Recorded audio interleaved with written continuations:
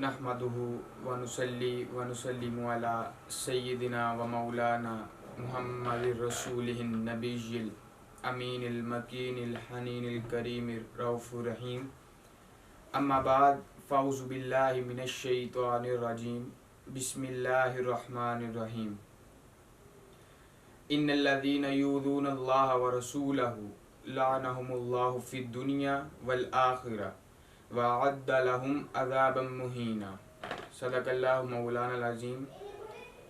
अल्लाह ताला ने सूरह अहज़ाब में इरशाद फरमाया, बेशक वो लोग जो अल्लाह और उसके रसूल को अज़ियत देते हैं, तकलीफ़ देते हैं, अल्लाह ने दुनिया में और आखिरत में दोनों जहानों में उन पर लानत की है और उनके लिए दर्दनाक अजाब तैयार कर रखा है। बदलेगा ज़माना लाख, बदलेगा ज़माना लाख, मगर कुरान ना बदला जाएगा। है कोले मोहम्मद कोले खुदा, फरमान ना बदला जाएगा। कुरान फ़ौलान के वज़न पर है, जिसका माना है बार बार पढ़ी जाने वाली किताब।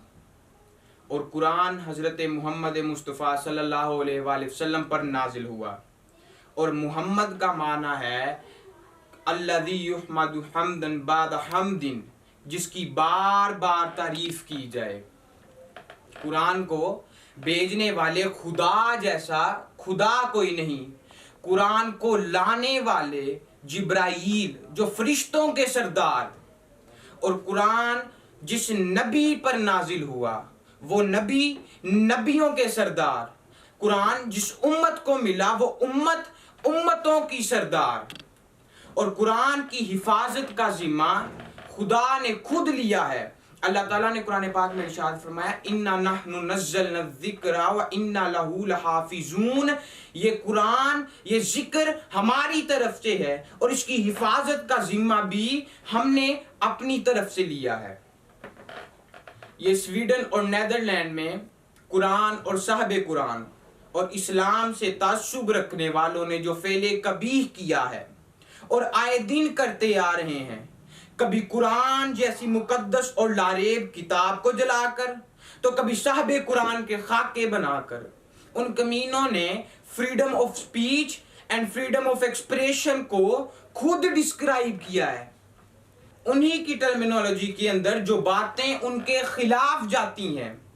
हमारी न्यू जनरेशन को दलाइल की रोशनी में इसका नॉलेज होना चाहिए, इसका इल्म होना चाहिए। इन्होंने दो कैटेगरी रखी हैं, एक फ्रीडम ऑफ स्पीच और दूसरी हीट स्पीच। हीट स्पीच उनका मुत्तफिका ला है कि जिसके तहत किसी के मजहबी जज्बात को मजरूह करना। कुरान पाक जैसी मुकद्दस और ज़ात-ए हयात की तौहीन तुम्हारे बनाए गए कानून के मुताबिक हीट स्पीच है। कानून कुरान को जलाने की हुकूमती इजाजत कहाँ की इंसानियत है, जिससे 1.5 अरब मुसलमानों के दिल दुखे हों और जज्बात मजरूह हों, वो कहाँ की इंसानियत है। आखिर दुनिया में और भी तो मज़ाहिब हैं और कुतुब हैं, मगर सिर्फ कुरान को ही और साहबे कुरान ही और इस्लाम ही टारगेट क्यों? क्या इस वजह से कि जितना तेजी से इस्लाम फैल रहा है कोई और मजहब नहीं, और जितना ज्यादा कुरान को पढ़ा जा रहा है किसी और किताब को नहीं? तो सुन लो, 90% से ज्यादा यूरोपियन कंट्रीज का मुसल्लमा कानून है कि किसी वतन का झंडा जलाना, कानून जलाना, दस्तूर जलाना, किताब जलाना, आइन जलाना और करेंसी नोट जलाना गलत है, हीट स्पीच है। अगर अदलिया के सरबराहों के खिलाफ बात की जाए, अगर अदलिया के सरबराहों के खिलाफ बात की जाए तो ये तौहीन अदलिया है। और कुरान को जलाना ये फ्रीडम ऑफ एक्सप्रेशन है? बताएं, ये मुनाफकत और दुगला पॉलिसी है तुम्हारी।